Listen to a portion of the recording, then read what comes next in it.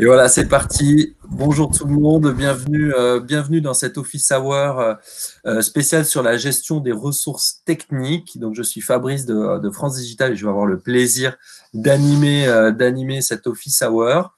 N'hésitez pas à nous dire dans le petit chat que vous avez, à nous dire d'où vous êtes, d'où vous venez.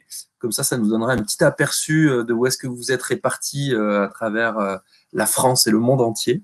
Donc, on a une petite heure d'Office Hour pour parler de la gestion des ressources. On a deux cas en ce moment qui se présentent parmi tous les entrepreneurs que j'ai en ce moment au téléphone. Il y a ceux pour qui la période a généré un trafic monstrueux, a généré une explosion des services. Et donc, c'est le cas de Gilles qui nous fera son petit retour d'expérience puisque c'est le CEO de la plateforme sur laquelle vous êtes en ce moment connecté, Livestorm. Donc, comme vous vous en doutez, ça a explosé. On a aussi le cas d'entrepreneurs qui, malheureusement, ont vu une chute drastique de l'utilisation de leurs services, particulièrement dans certains secteurs, le tourisme, etc. Et donc, on va voir avec nos deux experts AWS, essayer de voir avec Cheyenne et Sébastien, je vais les laisser se présenter juste après, mais essayer de voir comment est-ce qu'on peut gérer les ressources, comment est-ce qu'on peut gérer les budgets si jamais ça explose ou si jamais ça diminue. Je vous laisse vous présenter en 2 minutes chacun, on fait un petit tour de table. Je commence. Comme ça, on fait dans l'ordre d'une montre, exactement. Donc du coup, oui, voilà, donc cofondateur, je m'appelle Gilles, cofondateur, CEO de Livestorm, donc la plateforme qu'on utilise maintenant. C'est assez méta pour moi de faire un webinaire avec un client sur ma propre plateforme, qui plus est avec les providers qui hostent la plateforme, donc on est vraiment sur un niveau méta assez intéressant. Oui, donc effectivement, il y a quelques temps, on est passé par cette expérience de montée en charge, j'en parlerai tout à l'heure, mais en tout cas, je suis très content d'être ici et hâte de voir les questions et puis la présentation surtout, quoi. Cool, merci. Moi, je m'appelle Sébastien Stormac, je suis Developer Advocate chez AWS. Je suis à Paris, donc bonjour Limoges, Montpellier, Lyon, Dijon et tous les autres qui sont connectés. Et mon rôle, c'est de parler technique aux gens qui construisent des solutions sur AWS pour éduquer, favoriser, inspirer. Voilà. Bonjour tout le monde, je m'appelle Cheyenne Sagnal, donc je suis de l'équipe Startup AWS en France. Je m'occupe plus particulièrement des startups early stage. Et donc, je connais très bien Livestorm parce qu'on les a rencontrés il y a quelques années quand ils démarraient à travers un incubateur. Donc, c'est super de les voir scaler, on va dire overnight. Donc, on va en parler un peu de ça. Voilà, donc je suis là pour vous aider, répondre à vos questions et vous rediriger sur les ressources dont vous aurez besoin. Soit si vous êtes en phase de pic d'activité ou vous êtes en carence, et là, on en parlera aussi. Magnifique. Ce que je vais vous proposer, tout le monde, vous avez un petit sur la droite, donc vous avez le chat et vous avez un petit onglet questions. N'hésitez pas à lancer vos questions, à poser vos questions. Comme ça, nous, au fur et à mesure, on va les voir passer. On va essayer d'y répondre au fur et à mesure. Ce que je vous propose, c'est qu'on commence par ton petit retour d'expérience, Gilles, que tu nous expliques. J'imagine qu'il y en a d'autres qui ont vécu un petit peu la même problématique que toi la semaine dernière. Si tu peux un peu nous raconter ce qui s'est passé, ce que tu as vécu, ouais. Comment tu as réagi et la situation, comment tu as vécu cette situation en tant que CEO d'une société. Je pense que vous voyez tous mes cernes et mes cicatrices. Non, en gros, pour vous donner un petit peu le contexte général, on est une boîte, on est 30, on a fait une série A en septembre dernier, on tournait autour de 1,5 million de chiffre d'affaires en février dernier, et là, avec la crise, concrètement, on est passé de 1,5 à 3. En moins de 30 jours, on a multiplié par 2 le chiffre d'affaires avec toute la charge que ça peut comporter. Surtout qu'on a eu la très bonne idée, forcément, de profiter certaines parties de la plateforme gratuitement, ce qui a dédupliqué l'usage et compagnie. Et donc, en fait, ce qui s'est passé, c'est qu'on avait anticipé on l'avait même anticipé, surtout, c'est ça le problème. On l'avait anticipé de telle manière où, en fait, on s'est dit, OK, on part sur un mois qui, visiblement, va être chargé. Tous les mois de mars sont chargés, mais celui-là va être très, très chargé, visiblement. Donc, le bon vieux réflexe, c'est de dire on va rajouter des serveurs. Sachant qu'on est en plus sur une application où on a des pics de montée en charge qui sont assez violents. C'est-à-dire qu'en typiquement là, on est 11 heures, à 11h, il y a eu 6800 inscrits, j'ai regardé tout à l'heure sur l'admin, qui sont connectés tous à des webinaires divers et variés. C'est-à-dire qu'on a tous les emails, tous les requêtes HTTP, tous les WebSockets qui partent en même temps, fois les 6800 inscrits, fois les nombres de webinaires qui démarrent, etc. Donc, on a des montées en charge qui sont très, très violentes en l'espace de quelques secondes. Et donc, réflexe premier, rajouter du serveur. Donc, on rajoute des instances EC2, etc. Donc, on est full AWS. Hein. Et je pense que l'erreur, à ce moment-là, parce qu'en fait, on a eu un gros downtime vendredi dernier, et en fait, c'est la base de données qui a explosé. Historiquement, on a 2 bases de données, une en écriture, une en ce qu'on appelle un read replica, donc qui est pour le coup qu'en lecture pour tout ce qui est sondage, questions, chat par exemple. Et du coup, c'est comme ça qu'on récupère les données. Et en fait, le fait de rajouter beaucoup de serveurs, c'est en fait une très mauvaise idée si derrière vous paralysez pas tous vos efforts. En fait, il faut concevoir votre architecture comme un organisme complexe, avec un organisme où tout est lié. C'est-à-dire que si vous boostez un coin, vous êtes sûr qu'il y a un autre organe qui va être impacté. Et donc, ce qui s'est passé, c'est qu'en fait, nos 2 bases de données sont retrouvées avec une armée de serveurs en face qu'elles n'avaient pas l'habitude de traiter. Les load balancers, pareil. Et on se retrouvé finalement avec des instances qui ont floudé complètement, qui ont littéralement DDoS en fait les bases de données et les ont fait exploser. Donc, on s'est retrouvé finalement vendredi avec des bases de données qui étaient complètement down. Donc, on a dû réduire les serveurs, ce qui est complètement contre-intuitif hein, quand on a des montées en charge de réduire les serveurs. Donc, on a fait ça. On a dû également virer tout ce qui était les queues de workers qui étaient toujours en non prioritaire pour essayer de redonner un petit peu de souffle à nos workers. Et puis de optimiser les load balancers pour répartir la charge sur les différentes bases de données. Donc tout ça, c'était un travail qu'on a fait en express en 2-3 heures vendredi. Et ensuite, on a pris le temps du week-end pour, du coup, rescaler complètement les bases de données. Donc, on a multiplié par notre budget AWS sur la partie base de données, remis les serveurs qui vont bien en face, remis le nombre de balancers qui vont bien en face, ce qui fait que maintenant, ça tient très bien, mais globalement, c'était une infra qu'on a aujourd'hui, qu'on ne s'attendait pas à avoir maintenant, mais plutôt dans 6 à 8 mois. Donc, en fait, concrètement, on a pris 6 à 8 mois de maturité dans la tronche en l'espace d'un week-end concernant AWS. Donc, je veux dire, si je dois résumer les learnings aujourd'hui, c'est... alors, d'ailleurs, j'ai pas fini parce qu'il y a un deuxième truc aussi qui est rentré en ligne de compte, c'est que, en fait, et je pense que c'est le cas de beaucoup de gens qui sont peut-être CTO ici ou qui, en tout cas, qui sont responsables techniques, l'infra, c'est une chose, le code, c'en est une autre. C'est-à-dire que vous allez avoir, certes, peut-être une infra qui tient, mais il est possible aussi que dans votre code, vous ayez des requêtes SQL où vous dites « Ah, bah, c'est cool, elles sont pas super optimes, au final, ça passe et on verra plus tard. » Le fait est que lorsque vous êtes dans ce cas de figure, c'est là où ça explose, en fait. Et on peut se retrouver sur des requêtes qui sont mal optimisées et qui vont complètement DDoS une base de données à cause simplement de code mal fait. Donc, il y a donc les learnings, c'est premièrement, quand vous êtes dans ce genre de cas de figure, d'avoir une vision très holistique, de reposer à plat toute l'infra et de dire si je fais ça, qu'est-ce que ça fait ailleurs? Vraiment d'avoir cette vision holistique. Deuxième chose, regardez dans le code vraiment, est-ce qu'il y a des requêtes qui sont susceptibles, si demain on a une montée en charge de l'ordre de 200, 300, 500%, est-ce qu'elles vont impacter l'infra? Et troisième truc, être sûr que, et là c'est ça qui nous a aussi beaucoup sauvé, d'avoir une équipe qui est fraîche, dispo, all hands on deck, qui peuvent ensuite intervenir si demain il se passe ça, quoi. Et quelles sont les mesures d'urgence à prendre? Nous, on a réalisé par exemple un peu tard, qu'en vidant complètement les queues Sidekick, donc les queues de workers, et qu'en en scale down les serveurs, on permettait d'alléger un peu la souffrance sur les bases de données. Si ça, on l'avait su, si on l'avait planifié, si on avait prévu ce cas, on l'avait écrit quelque part dans la doc, on aurait pu peut-être réagir plus vite. Donc là, il y a aussi un effort de documentation, de planification, en fait, c'est du disaster planning, j'ai envie de vous dire. Et ça, c'est bien de faire cet exercice de temps en temps, même si ça n'arrivera ou peut-être pas jamais. Bah, en gros, de le prévoir et de l'écrire quelque part. Ça, j'avoue, c'est un truc qu'aujourd'hui, maintenant, on fait désormais, forcément, mais c'est compliqué. Enfin, bref, voilà. T'as eu combien de temps de downtime, alors, écoute, vendredi? ça a commencé aux alentours de 11h et quelques, et on a commencé à retrouver la forme autour de 14h30, 15h, donc c'est ça fait 3 à 4 heures de downtime.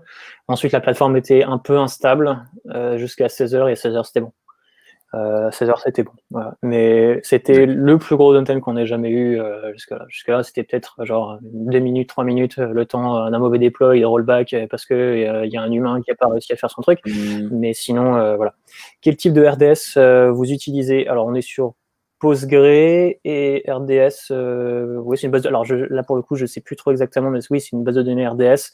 Elle n'est pas en autoscaling pour le moment. On est encore sur la... Oui, c'est ça aussi que j'ai dans le contexte. En fait, on n'était pas sur full autoscaling, full automatisé. J'ai un DevOps qui avait de la dockerisation, qui avait des conteneurs, qui avait certaines choses qui étaient relativement automatisées dans les process, mais à chaque fois, il fallait les faire à la main aussi. Et donc, voilà. Et oui, on utilise du Terraform et du CloudFormation pour générer facilement les mises à jour de l'archi, sauf que, comme je disais, en fait, on n'a pas pris le temps encore, la personne est arrivée il n'y a pas très longtemps, de complètement automatiser Terraform et CloudFormation, ce qui fait qu'on déclenchait finalement les opérations Terraform et CloudFormation manuellement, là où il aurait fallu tout automatiser de A à Z encore. Et on est vraiment au tout début de Terraform et CloudFormation. Donc ça, c'est exactement le sujet aussi, c'est prévoir ça le plus en amont possible, prendre le temps d'automatiser parce que j'ai rien contre les humains, mais c'est vrai que automatiser le plus possible, ça permet d'éviter les petites erreurs comme ça, quoi. Donc ça, c'est pas mal. On va y revenir après, effectivement, sur un peu comment est-ce qu'on peut anticiper, profiter de cette période pour préparer des scénarios, de l'anticipation, y compris avec des organisations, avec son équipe, etc. Allez-y, continuez à lancer vos questions, ne vous inquiétez pas, on y répondra. Ce que je vous propose, c'est qu'on enchaîne effectivement avec, on a des best practices que peuvent nous donner AWS, qui sont hyper concrètes, qu'ils ont pu voir passer ces derniers jours, ces dernières semaines, ces derniers mois, mais particulièrement ces derniers jours, et qui nous ont compilé dans une petite présentation. Je vous laisse prendre la main sur la présentation pour nous donner ces best practices. Et puis ensuite, on pourra continuer de prendre vos questions et puis y répondre en direct. Super, merci Fabrice. Est-ce que tout le monde peut m'entendre? Je pense que oui. Si jamais il y a des soucis, n'hésitez pas à le remonter dans le chat. Donc, comme le disait Fabrice, en fait, on va découpler sur 6 manières de réduire sa facture AWS. Mais je sais aussi que ça parlera des enjeux de pic d'activité aussi. Donc, on parlera de ça aussi, de comment mettre en place des autoscaling, etc. La presse est de nature très courte. On ne voulait pas vous faire du death by PowerPoint dans cette session. C'est vraiment plus pour faire des questions-réponses. On vous enverra en fait une presse beaucoup plus détaillée, ainsi qu'un blog post qui vous fournira tous les détails et comment mettre tout ce que l'on discute aujourd'hui en œuvre. Donc, ne vous inquiétez pas. Donc, tout d'abord, je voulais vous dire que, en fait, vous êtes nombreuses à travers le monde à nous solliciter, à nous poser des questions. On sait qu'on n'est pas dans un mode opératoire habituel. Il y a des startups avec qui je travaille qui sont dans le monde du voyage, de l'événementiel, et là, il y a un gros impact sur leur pipeline, sur leurs revenus et même sur leur levée de fonds. Ou un runway qui pensait qu'il y avait un runway de 3 mois, maintenant ça va être un runway de 12 mois à prévoir. Donc des scénarios un peu désastreux pour certaines startups. Et d'autres qui en fait font face à un pic d'activité énorme, tel que bien sûr Gilles avec Livestorm, mais je pense à d'autres qui font des bots de triage, par exemple pour les cliniques, ou les boîtes qui travaillent sur l'analyse moléculaire ou sur la biotech, sur les vaccins. Il y a énormément de demandes et de pression sur eux actuellement. Donc on est là en fait pour vous aider. On n'est pas dans un mode opératoire habituel et on voit que les schémas d'usage évoluent. Donc, une chose que on n'a pas le contrôle de ce qui va se passer actuellement par les temps qui courent, mais une chose dont vous avez vraiment le contrôle, c'est la maîtrise de vos dépenses cloud, qui doivent être continuellement optimisées, comme l'a indiqué Gilles dans son discours. Donc voilà. Donc ça, c'est la mise en contexte. Aujourd'hui, nous allons parler de outils et de méthodes que les startups, donc vous, peuvent utiliser pour optimiser leurs coûts sur AWS, que ce soit en pic ou en réduction de charge. Donc, Seb va vous présenter 6 manières de le faire. C'est pas exhaustif. Peut-être que vous ne vous retrouvez pas dans ces scénarios. Ne vous inquiétez pas. Vous pouvez toujours nous contacter pour qu'on puisse vous aider là-dessus. Et vers la fin de la presse, vers la fin de la discussion, on parlera un peu de dispositifs qu'on a mis en place pour vous aider, pour répondre à vos questions, et aussi pour peut-être absorber un peu les chocs qui vont venir vers vous dans les prochains mois. Donc sur ce, je vais passer la parole à Sébastien et je vais me mettre en mute. Merci. Merci. 6 moyens concrets et pratiques qui viennent du terrain, en fait. C'est pas des choses qu'on a conçues dans des labs à Seattle, ce sont des retours d'expérience pratiques de nos clients, des startups qui les mettent en place. Comme l'a dit Cheyenne, certains vont peut-être pas s'appliquer pour vous, donc prenez les aspects qui vous intéressent là. Et dans la présentation que vous pouvez télécharger, il y a plus de détails. Ici, j'ai gardé les titres pour me faire un fil conducteur dans la conversation, mais il y a plus de détails techniques à regarder. J'en rajoutais un 7e d'ailleurs après pour les montées en charge également et sur des tâches de fond en termes d'architecture qui peuvent vous faire économiser sur votre facture AWS. J'ai commencé avec un truc tout bête auquel beaucoup de gens ne pensent pas. Vous utilisez tous Amazon S3 pour stocker tantôt des vidéos, des images, des logs et des tas de fichiers. Il y a peu de gens qui savent que dans Amazon S3, il y a plusieurs tiers de stockage. Donc il y a le Amazon S3 de papa, j'ai envie de dire, qui est là depuis 14 ans, avec une haute durabilité, une haute disponibilité. Mais certains types de fichiers n'ont pas nécessairement besoin de la durabilité d'S3, du matériel qui peut être recréé, par exemple, des objets dérivés, des vidéos basse définition, des images basse définition, des thumbnails, par exemple, ou des logs qui peuvent être effacés après un certain temps. Et donc, on a mis en place au fil des années une offre de tiering dans S3 avec l'offre standard et puis des offres Infrequent Access, qui coûte moins cher au giga par mois. Et donc, toutes vos données froides, celles dont vous n'avez pas nécessairement besoin tout le temps, celles que vous n'avez pas accédé tout le temps, pourraient être transférées vers des tiers de stockage différents qui vous coûtent moins par mois. Alors évidemment, vous n'allez pas aller fichier par fichier. Seb, je vais t'interrompre 2 secondes parce qu'il y a certaines personnes qui ont un problème avec le son et c'est vrai que ça pulse un peu avec des hauts et des bas. Je pense que c'est pour tout le monde. Je ne sais pas s'il y a un moyen de corriger ça sur ton côté. Non. Peut-être en parlant peut-être un peu plus fort ou en se rapprochant de l'ordi, enfin du micro. Bougez le micro et essayez de parler un peu plus fort. Est-ce que vous m'entendez mieux comme ça? Ouais, j'ai l'impression que c'est un peu mieux. Ouais, okay. J'ai l'impression que c'est mieux, ouais. D'accord, je vais parler plus fort alors. Oui, je vois des merci et des yep comme ça. Cool. Désolé pour ça. Merci de m'avoir interrompu. Je ne regardais pas les commentaires pendant que je parlais non plus. Et donc, je disais, posez-vous la question, quelles sont les données chaudes, celles dont votre application a besoin tous les jours, toutes les heures, et quelles sont les données froides que vous n'accédez pas tout le temps, et mettez en place un tiering intelligent. Alors, évidemment, ça ne va pas se faire manuellement. Vous n'allez pas aller dans la console fichier par fichier. Il y a un moyen automatique pour faire ça. Vous allez dans la console Amazon S3 et vous pouvez définir des règles qui automatiquement vont déplacer des objets, des répertoires. Vous pouvez mettre des astérisques pour dire voilà, tout ce qui commence par ça va être déplacé automatiquement sur un tiers de stockage différent. Après 30, 60, 90 jours, vous définissez les règles vous-même. Donc c'est une action qui prend quelques minutes à faire, qui peut vous faire économiser 20-30% sur votre facture Amazon S3. Dans le cloud, vous savez, vous payez uniquement pour les choses que vous utilisez et on-prem, on avait l'habitude de laisser ces instances allumées tout le temps. Dans le cloud, c'est pas une bonne idée. Il y a des tas d'instances que vous n'utilisez pas la nuit, les week-ends, pendant les jours de vacances, par exemple, et éteindre automatiquement les instances EC2 ou les bases de données RDS que vous n'utilisez pas peut vous faire économiser énormément sur votre facture également. Mettez en place des automatismes pour pouvoir les éteindre. Sur AWS Solutions, vous allez trouver un script qui est un EC2 Instance Scheduler, un espèce de cron tab, si je dois un peu résumer, pour automatiquement allumer et éteindre des instances. Vous pouvez faire la même chose avec RDS. Attention, si vous éteignez des bases RDS, ne les terminez pas parce que vous allez perdre les données qui sont dedans. Mais on peut arrêter une base de données, on peut exporter une base de données, la recréer à partir d'un backup également. Ce sont des choses qui sont possibles et surtout qui sont automatisables. Ne comptez pas sur la bonne volonté pour le faire parce que toujours on va oublier d'éteindre une instance. Essayez d'automatiser, d'identifier les instances dont vous n'avez pas besoin de 24 sur 7 et automatiser leur arrêt ou leur mise en veille. Il y a aussi un outil qui vient d'être sorti à Re:Invent, notre conférence client l'année passée à Las Vegas, qui s'appelle AWS Compute Optimizer. C'est gratuit, donc il n'y a pas de raison de ne pas l'utiliser.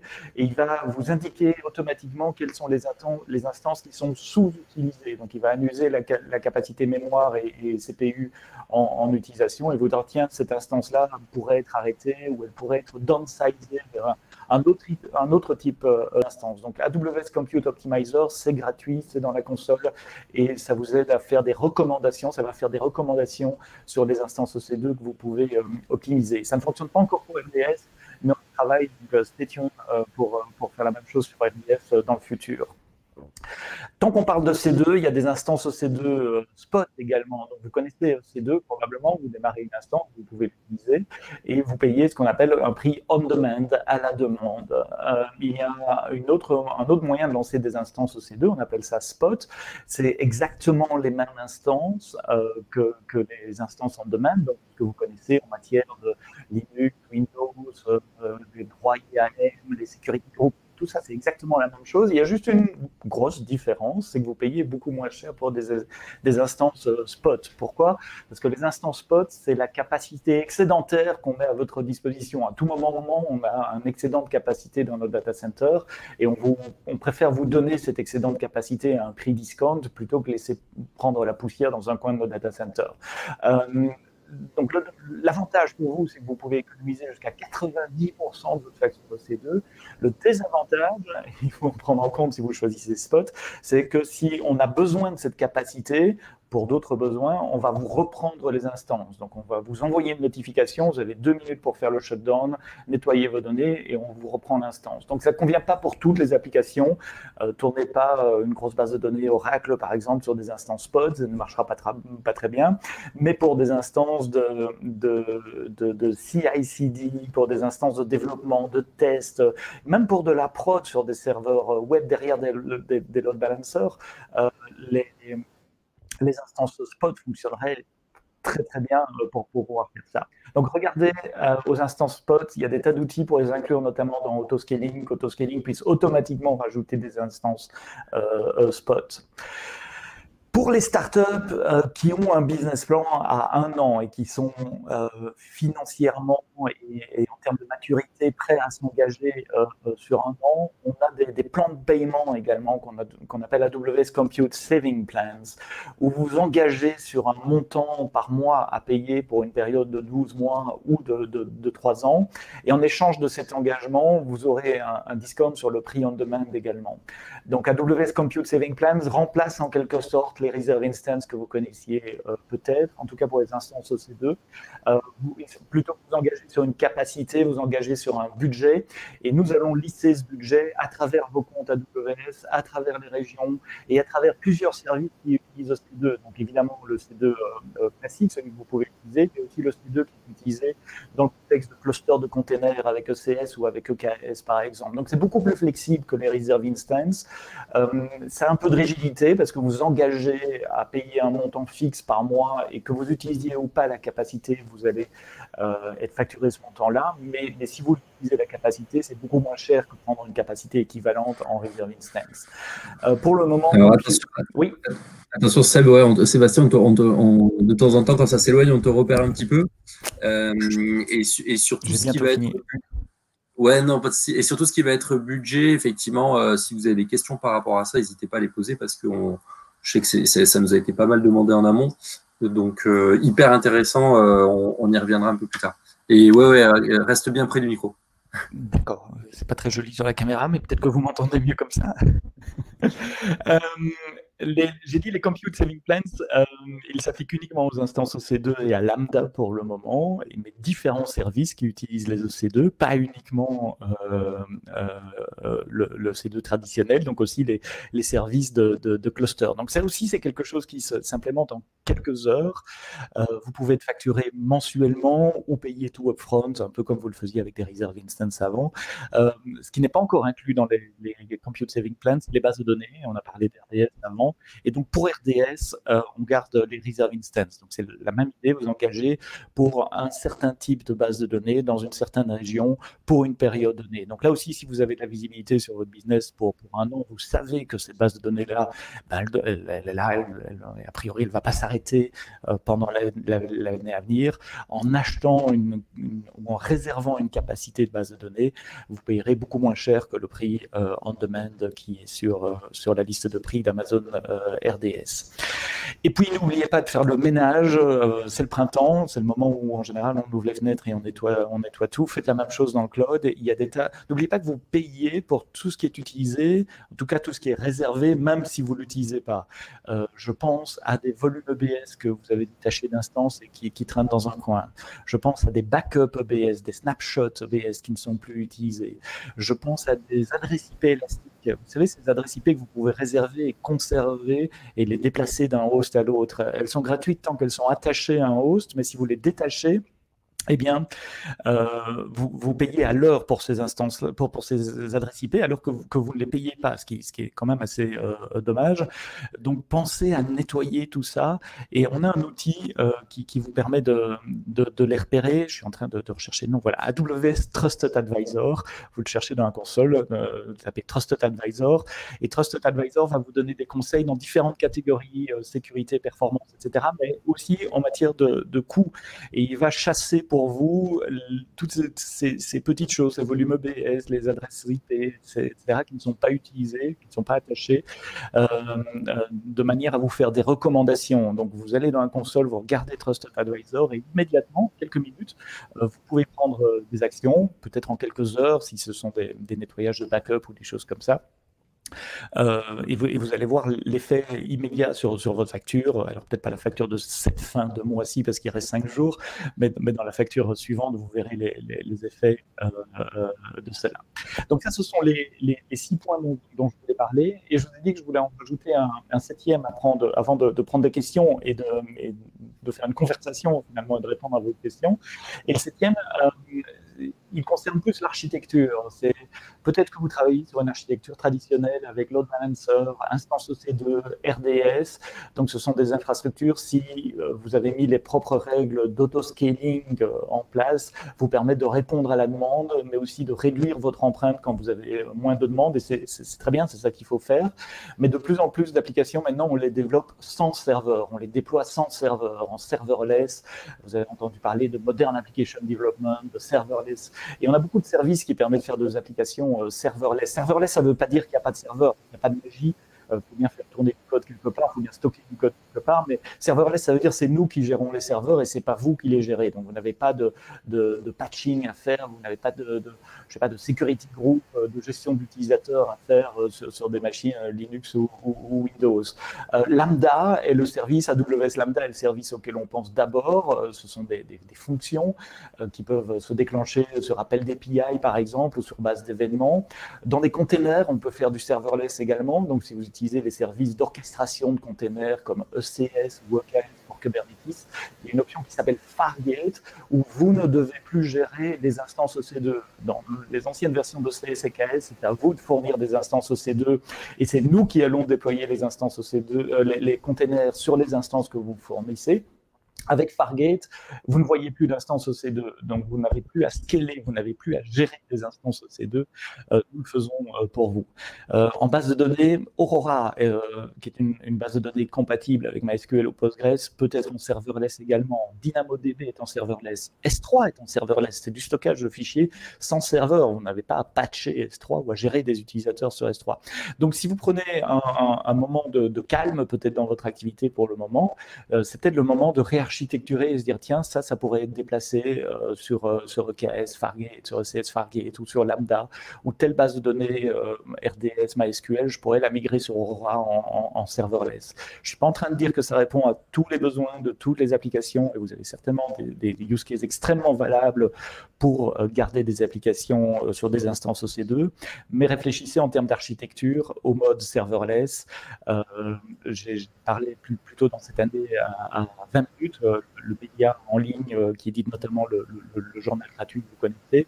20 minutes a fait une migration serverless pour plusieurs de leurs applications et ils ont vu leur coût diminuer avec des réductions de coûts de 70, de 80%, tout en augmentant l'activité, en ayant plus de trafic. Si vous allez sur le podcast AWS en français, vous cherchez dans les épisodes il y a 10 mois, un an à peu près, vous trouverez le témoignage de 20 minutes au niveau de leur application serverless. Donc voilà 7 actions très concrètes et vous aurez les détails dans le slide deck.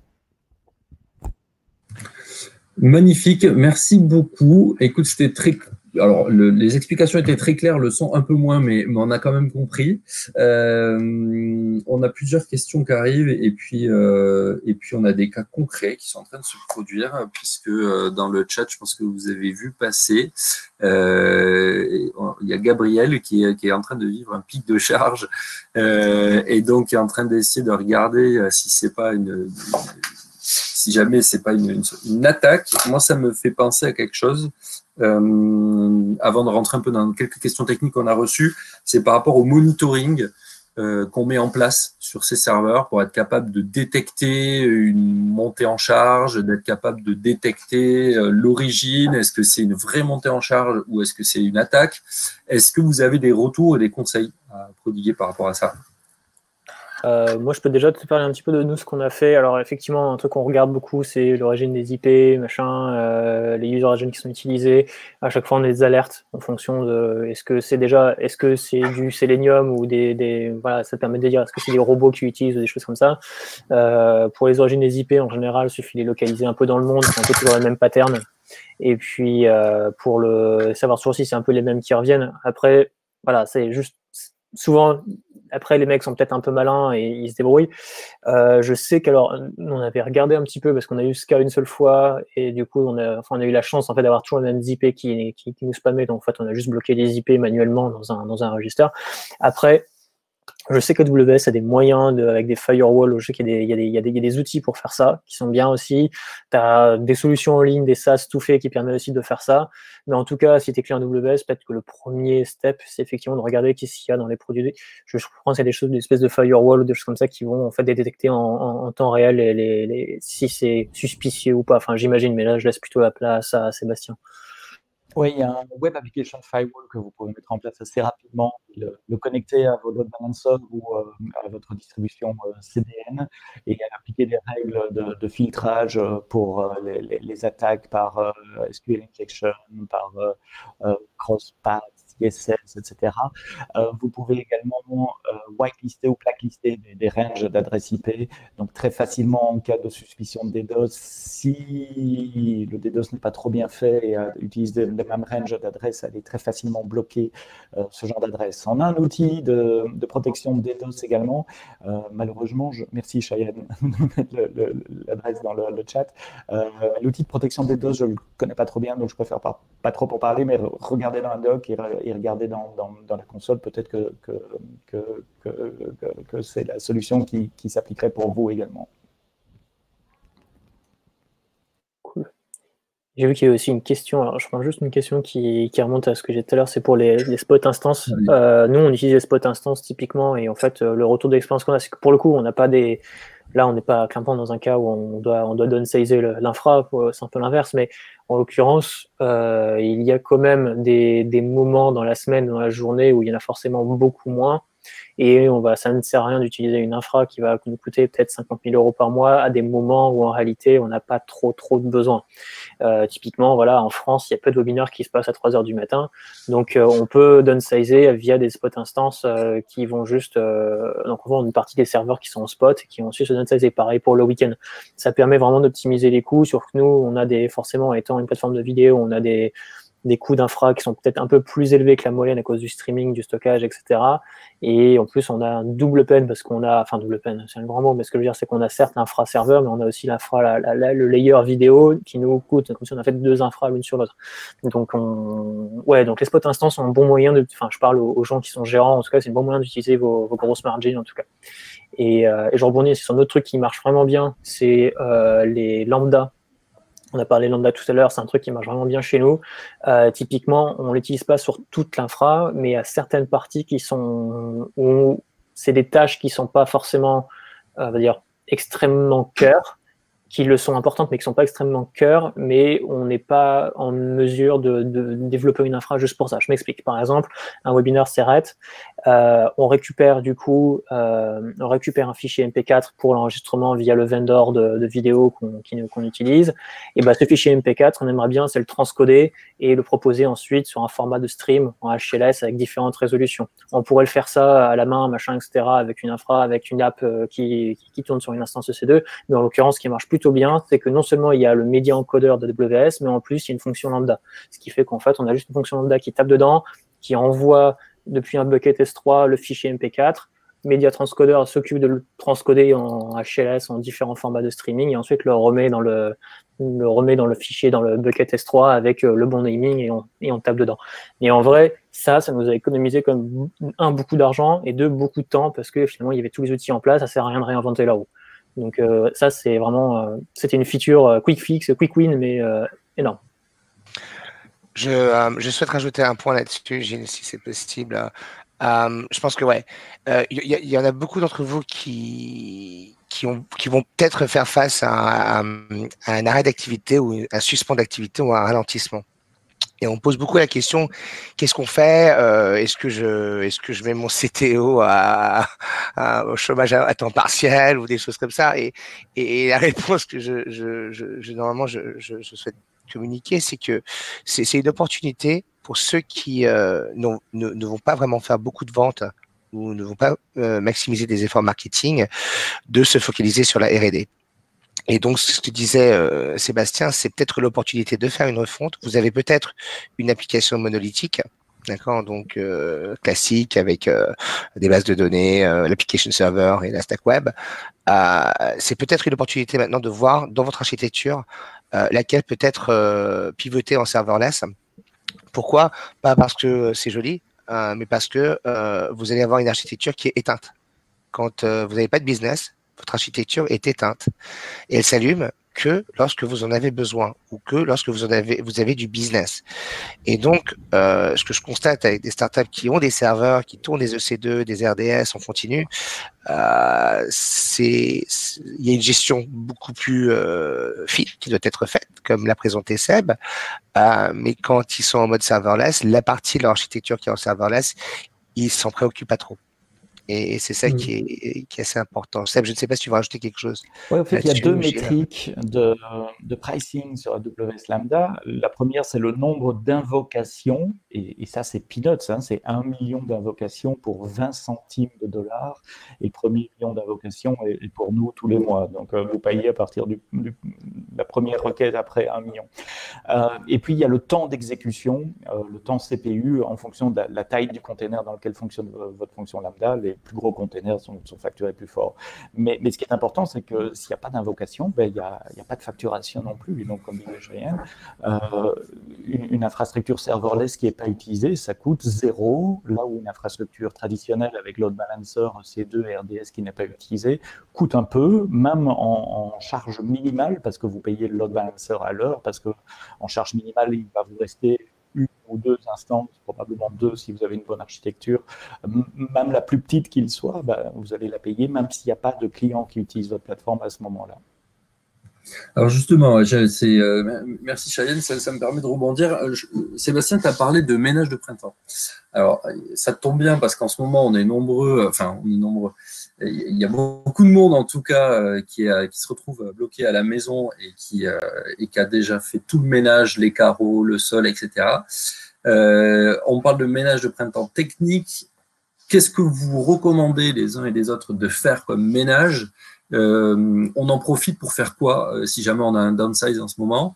Tout à l'heure, Gilles, tu parlais d'anticiper un peu des scénarios de stress, de faire des stress tests, etc. Donc, est-ce que c'est le bon moment pour faire ça? Est-ce que c'est le bon moment pour mettre en place du monitoring? Grosso modo, dans son ménage de printemps, vous recommandez quoi? Alors, de mon côté, c'est le downsizing ou l'arrêt complet de toutes les ressources qui ne sont pas utilisées. Donc, utiliser 2 services gratuits chez nous. Un premier qui s'appelle Compute Optimizer, un deuxième qui s'appelle Trust Advisor. Les 2 outils sont gratuits et les 2 outils vont vous donner des indications sur les ressources que vous pouvez soit downsizer, donc réduire la taille de vos instances EC2 ou la taille de vos bases de données, soit carrément effacer parce que vous ne les utilisez pas. Et donc, ces outils vont vous donner un inventaire des ressources que vous pouvez nettoyer sur AWS. Gilles, tu as peut-être un Ouais, retour du terrain. bah écoute, donc moi, il y a plusieurs choses. Si tu prends, on va prendre du layer le plus bas jusqu'au plus haut. En réalité, enfin, la partie infra, bah oui, c'est peut-être le moment de se poser la question de qu'est-ce qu'on peut automatiser. Déjà, pour le downsizing, ça peut être utile, mais aussi quand du upsizing à faire, ça peut être utile. Donc, alors je dis pas qu'il faut passer tout de suite sur des solutions genre Terraform qui vont vous coûter un bras parce que de toute façon, là, vous n'êtes pas en mesure de payer et que voilà. Mais en tout cas, qu'est-ce que vous pouvez faire dans l'état actuel des choses avec ce que vous avez en termes de ressources pour automatiser un maximum de choses via AWS, pour mettre en place des scénarios de stress, ne serait-ce que les documenter déjà et de savoir qu'est-ce qu'on fait, potentiellement mettre en place des choses ensuite très concrètement avec votre DevOps ou CTO quand vous avez un peu de temps. Donc ça, c'est vraiment dire le layer de base. Automatiser plus possible pour empêcher l'erreur humaine, entre guillemets. Et d'avoir la documentation, souvent, c'est un peu le parent pauvre. Hein. Ah bah ouais, mais en attendant, enfin, j'ai envie de te dire, surtout là, un truc qui a changé la donne. Bon là, c'est un point de vue très macro sur la boîte, mais là, on a 30% de notre effectif qui est en remote. Bah, en vrai, on n'aurait pas de documentation, ce serait l'enfer. Alors là, il y a vraiment la documentation. La personne qui met en prod, c'est pas forcément le CTO, ça peut être un dev back et il connaît quelles sont les commandes pour accéder à tel ou tel service d'Amazon. Donc, documenter, c'est vraiment très important. Prendre le temps de faire ça. Et après, si vous avez la possibilité de mettre en place des choses déjà pour automatiser, faites-le. Donc, ça, c'est vraiment le layer de base. Et après, pour nous, le ménage de printemps, typiquement, ça va être prendre le temps. Là, pour donner un exemple, toute la roadmap feature qu'on avait pour les 2 prochains mois, on avait prévu un quarter de RAB, du coup on la décale complètement, et là on se prend un quarter où on fait que de l'opti, que du scaling, que des choses comme ça. Et au niveau du code, ça se traduit par optimiser les requêtes SQL à fond, être sûr qu'on est sur des requêtes hyper légères, optimiser tout ce qui est logique de code, syntaxe, etc., un truc le plus dry possible. Si y a des trucs qu'on peut déporter sur du lambda, on le déporte sur du lambda. Vraiment faire en sorte qu'on ait un truc qui soit clean et qui permet vraiment d'avoir quelque chose qui est hyper smooth au niveau de l'expérience.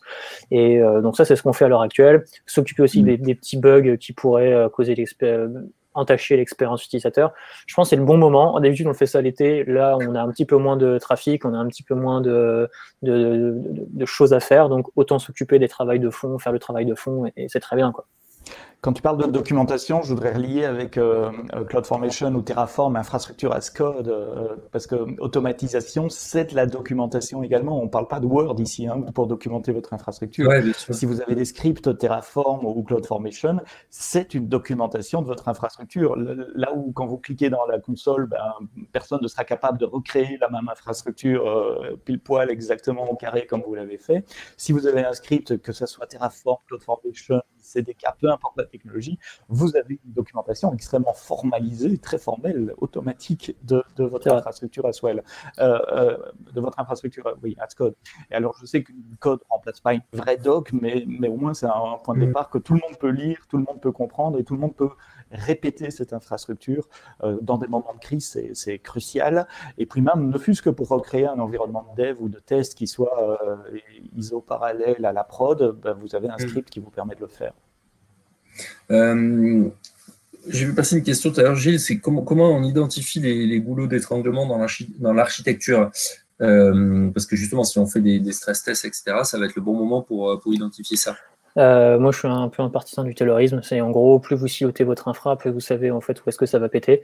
C'est un peu comme tout, c'est-à-dire qu'à partir du moment en fait où vous avez bien identifié que vous avez des instances EC2 qui font tel job, un truc qui fait tel job, des load balancers, des RDS, et que tout est bien documenté, enfin, c'est exactement ce que tu décris, où on sait que telle action elle impacte tel truc, vous pouvez tracer en fait, ça peut avoir du monitoring aussi derrière, bien évidemment, mais vous pouvez tracer une requête et voir à quel moment ça a pété. Je pense que le fait de siloter le plus possible et de dire telles instances, tel groupe d'instances fait tel job, quel truc fait tel job, quel load balancer, etc.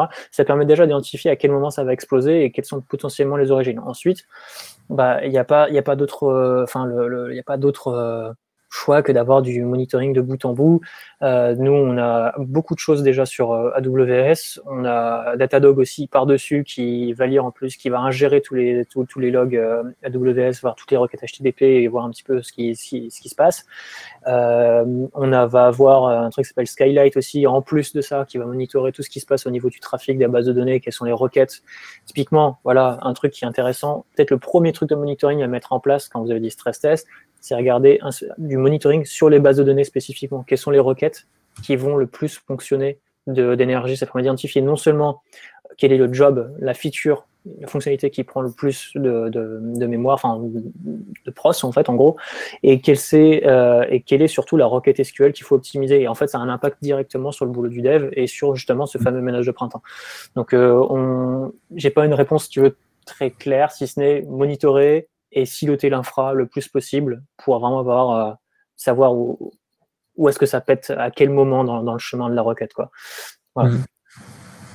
Merci de la recommandation, Julien, qui nous explique qu'il y a une Performance Insight pour RDS qui est top pour faire ça.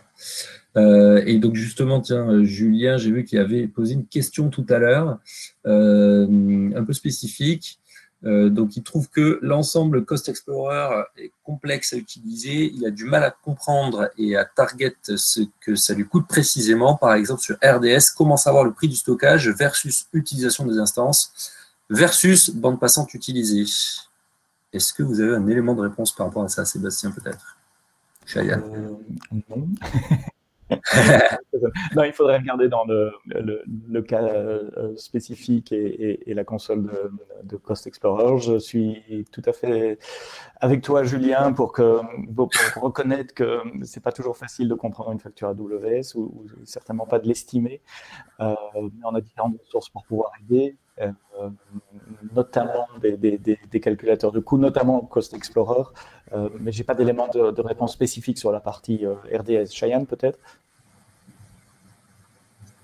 Pas spécifiquement sur RDS, mais en général, ce que je recommande avec les startups avec qui je travaille, c'est de largement utiliser le tagging.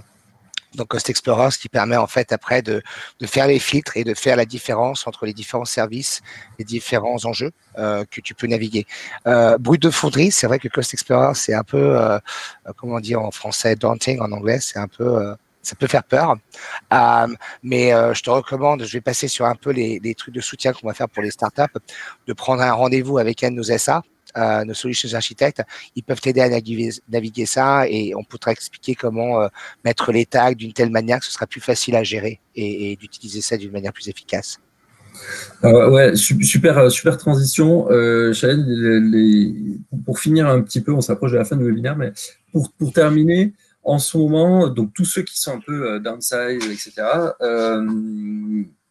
est-ce que vous pensez que les startups peuvent demander des facilités de paiement à leurs fournisseurs? Est-ce que vous pensez que c'est possible un petit peu de passer des accords particuliers? Et vous, chez AWS, qu'est-ce que vous mettez à disposition des startups pour gérer cette période-là? Et comment est-ce qu'on peut travailler avec vous? D'accord, donc merci Fabrice pour la transition. Beaucoup de questions. Je vais peut-être démarrer par ça dépend en fait de où on est aussi dans son cycle de vie. On a des dispositifs de soutien pour les startups qui s'adressent particulièrement certains à des startups qui sont pas du tout backés, qui sont en autofinancement, bootstrapped, 2 personnes dans un garage. D'accord, ou en confinement dans ce cas-là, et d'autres qui sont peut-être accélérés ou incubés, ou d'autres qui ont levé des fonds. Je vois qu'il y a des VC qui participent à ce call aujourd'hui, et donc il y a des startups qui sont financées par des investisseurs institutionnels, et donc on a des dispositifs de soutien pour chaque segment, que ce soit bootstrapped, early stage, growth ou late stage. D'accord. Maintenant concrètement. Sur les startups qui sont bootstrappées, qui sont en autofinancement, les idées qui se font en confinement, pourquoi pas? On a lancé quelque chose le 24 février dernier qui s'appelle le programme AWS Activate Founders. Donc AWS Activate, comme la plupart de vous doivent le savoir, est notre dispositif phare pour soutenir les startups sur AWS, qui normalement se compose de crédits promotionnels, bien sûr, pour l'utilisation de la plateforme, d'une part, mais aussi d'un support technique, d'autre part, et des formations. D'accord. On a lancé le 24 février dernier un programme pour toutes les startups qui démarrent. D'accord, qui démarrent, donc qui n'ont et surtout dans ces temps où obtenir du financement ou même du pré-seed ou même du friends and family actuellement ça va être touchy, d'accord. On fournit $1000 de crédit AWS Activate valable 2 ans, plus 1 an de support technique pour lancer son projet. Donc ça peut pas, c'est pas particulièrement pour tout le monde, c'est pour ceux qui lancent leur projet, qui n'ont pas bénéficié des avantages d'Activate auparavant et qui ont une boîte, hein, c'est-à-dire qu'ils ont un site web, c'est-à-dire qu'ils ont un nom de domaine, ils ont une adresse pro. Ça c'est pour éviter un peu les confusions. Donc et là en fait n'importe qui peut s'inscrire. J'ai le lien là sur les slides, vous les récupérerez plus tard. Mais donc ça c'est pour n'importe quel nouveau projet. Évidemment. On a aussi, bien sûr, la continuation de nos programmes existants, donc AWS Activate, pour les startups qui sont, on va dire, backupés, d'accord. Ils sont backupés par soit un accélérateur, un incubateur ou un fonds d'investissement. Là, tout ce qu'il faut, c'est le numéro de compte AWS et le code d'organisation du fournisseur d'AWS Activate avec qui vous êtes et votre site web d'entreprise. Et là, c'est des montants qui peuvent aller jusqu'à $100 000. D'accord. Donc, on accompagne au fur et à mesure des stages. S'il y a une startup qui est en train de faire face à des enjeux de croissance ou de choses comme ça et qui ne sont pas encore dans une phase de levée de fonds parce que il y a eu un repoussement de la date ou de la négociation des term sheets, etc.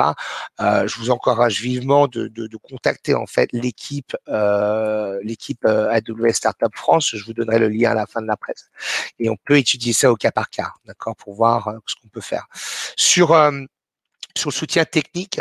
Je vous encourage tous à prendre des rendez-vous virtuels sur notre Startup Hub.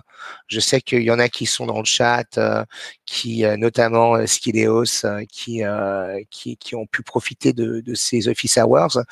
Ça nous permettra de faire un deep dive sur votre archi et de la revoir sur 4 points en fait. Sur bien sûr la performance, donc est-ce que vous êtes right-sized pour la perf?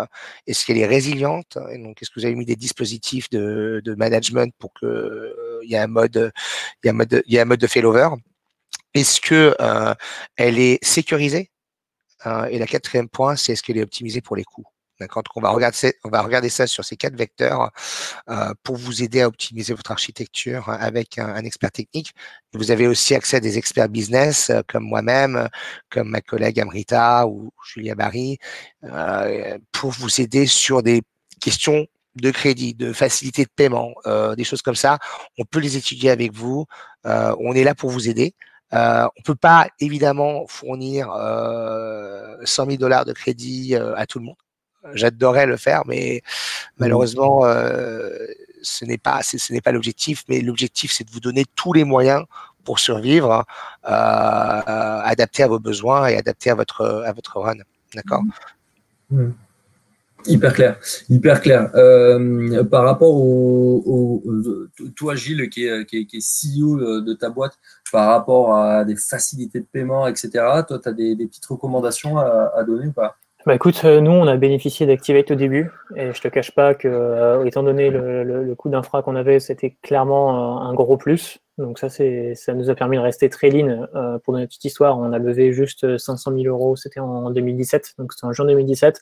À ce moment-là, je crois qu'on avait contacté AWS justement pour ce Activate et grosso modo, ça nous a permis quand même de rester super lean pendant 2 ans. On n'a pas relevé pendant 2 ans jusqu'à ce qu'on fasse la série A, jusqu'à ce qu'on atteigne le million d'ARR, etc. Donc, ça a largement contribué au fait d'être resté très très lean sur notre infra. Donc ça, c'est quand même très cool. Je recommande à fond. Ça prend, voilà, on n'est pas à la préfecture, quoi. Ça prend pas 3 plombes. C'est hyper carré et voilà. Donc ça, c'est très bien. Qu'est-ce qu'on a eu d'autre comme facilité de paiement? Après, bon, il y a tout un tas de. Après, si vous avez des VC, potentiellement, eux ont des contacts avec des deals particuliers. Je sais plus, par contre, s'ils sont mutuellement exclusifs ou pas. Ça faudra voir peut-être avec Cheyenne. Mais je sais que si vous avez des invests, ça peut valoir le coup de dealer avec eux. Il me semble que à peu près tous les ont. De mémoire. Ouais, je pense qu'on travaille principalement avec tous les gros acteurs sur la France. Juste pour éclaircir là-dessus, quand on démarre avec, par exemple, si vous commencez avec l'offre Founders, par exemple, qui est de $1000, si vous mettez l'architecture serveur là, ça vous durerait très longtemps. Mais bon, mais si jamais vous intégrez un incubateur, un accélérateur ou un fonds d'investissement, ces $1000 ne sont pas décomptés. D'accord, de votre quota. Le maximum qu'une startup peut espérer recevoir sur AWS Activate est $100 000.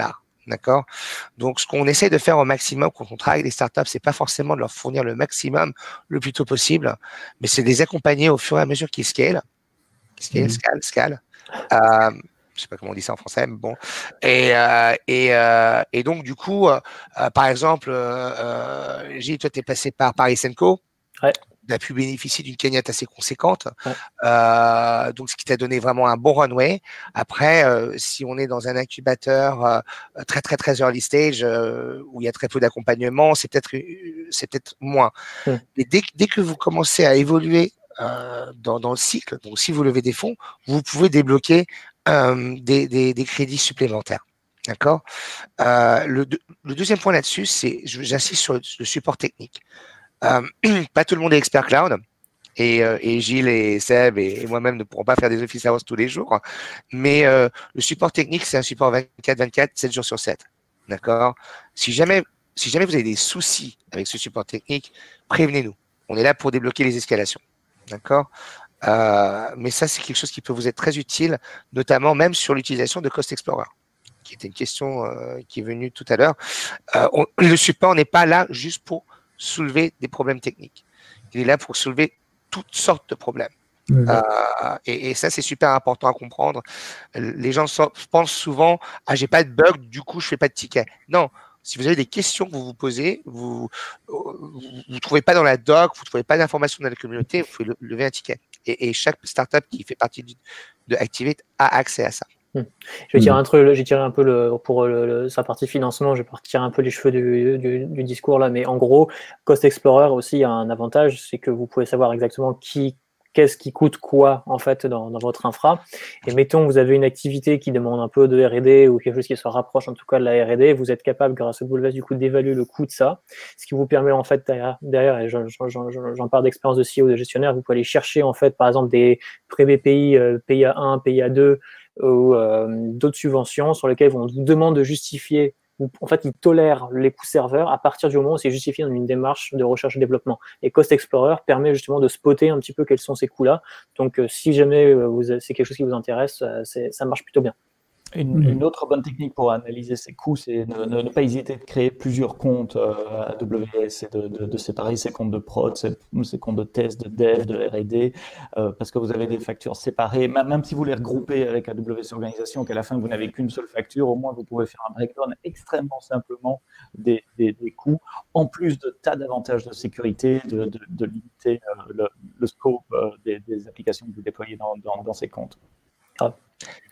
Et ça peut aussi réduire vos coûts parce qu'il y a des distributions de charges qui peuvent se faire à travers un compte principal. Donc, il y a des choses, des techniques comme ça qu'on peut analyser en termes de FinOps qui peuvent être intéressants. Je sais qu'on est à 57 minutes, Fabrice.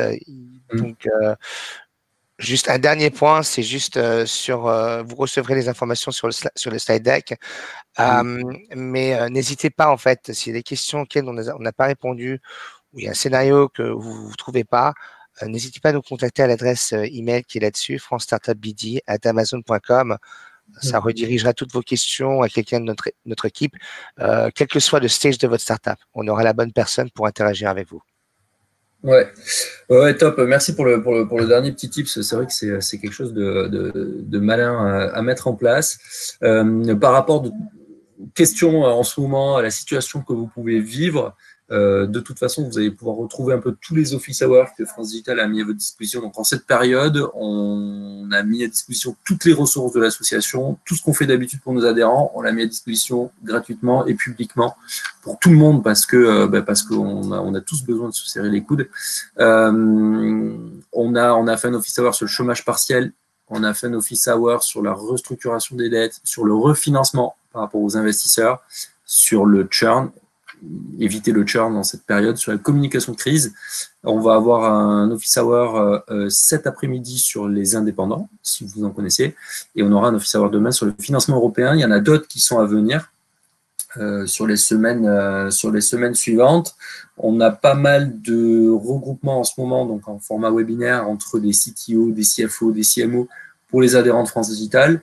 Et ce qu'on a décidé de faire, c'est pendant toute la période de cette crise, on propose de rejoindre l'association et de débloquer tous les avantages gratuitement. Donc tout ça, je vous le remettrai, c'est sur notre SQ Kit qu'on a diffusé. Par rapport aux problématiques hyper spécifiques, techniques, etc., donc vous n'hésitez surtout pas à contacter l'adresse email que vient de vous indiquer Cheyenne. Vous l'avez compris, en ce moment, tous vos prestataires, ils sont à votre écoute. C'est le bon moment et AWS en est un bon exemple. C'est le bon moment de les contacter, de discuter avec eux, de voir si vous pouvez avoir des facilités, si vous pouvez avoir des accompagnements. N'hésitez surtout pas, ne restez pas dans votre coin et n'attendez pas que ça passe. N'hésitez pas à prendre des attaches et à prévoir le coup d'après. C'est-à-dire qu'il y a un moment donné où ça va redémarrer et donc commencez à anticiper un peu ce redémarrage-là. Qu'est-ce que je peux vous dire d'autre? Rien, si ce n'est qu'on continue de vous mettre à jour le Rescue Kit pour tout le monde, tous les jours. Et nous, France Digital, on est en contact permanent avec l'exécutif, avec la French Tech, pour faire plein de remontées terrain. Donc, si jamais vous avez la moindre question, le moindre souci que vous rencontrez, on ne traite pas des cas particuliers. Par contre, on vous redirigera vers les bonnes personnes. Et nous, on prend toutes les remontées de terrain et on les fait remonter. Et puis surtout, on essaie de pousser pour avoir des aides, pour débloquer des choses un peu massivement. Donc, vous n'hésitez surtout pas. Merci tout le monde. Cette adresse-là n'accepte pas les emails externes. À vérifier. Cheyenne. Ok. On vous renverra une adresse à la bonne adresse. Voilà, Nicolas a mis la bonne adresse. Bah voilà, super. D'accord. Super. On va le mettre à jour sur les slides qu'on vous met à dispo également, hein, sur le toolkit, sur le Rescue Kit, on vous mettra les slides, on va les mettre à jour juste avant. Merci tout le monde. Écoutez, merci à tous les trois d'avoir suggéré ce panel avec brio. C'était un panel 100% masculin, mais on essaie d'avoir un peu de féminité dans tous les autres panels. En tout cas, merci beaucoup. Si vous avez des questions, vous n'hésitez surtout pas. On vous remet tous les liens dans le chat et de toute façon, le replay sera disponible dans 1 minute 30 vu que les serveurs sont maintenant hyper bien configurés. Et puis, on vous remet tout ça dans la Rescue. Merci beaucoup. Bonne journée tout le monde. Bon courage pour cette période. Et vous inquiétez pas, ça ira mieux demain. Merci. Au revoir tout le monde. Merci à tous. Au revoir. Bye bye. Au revoir. Bye bye.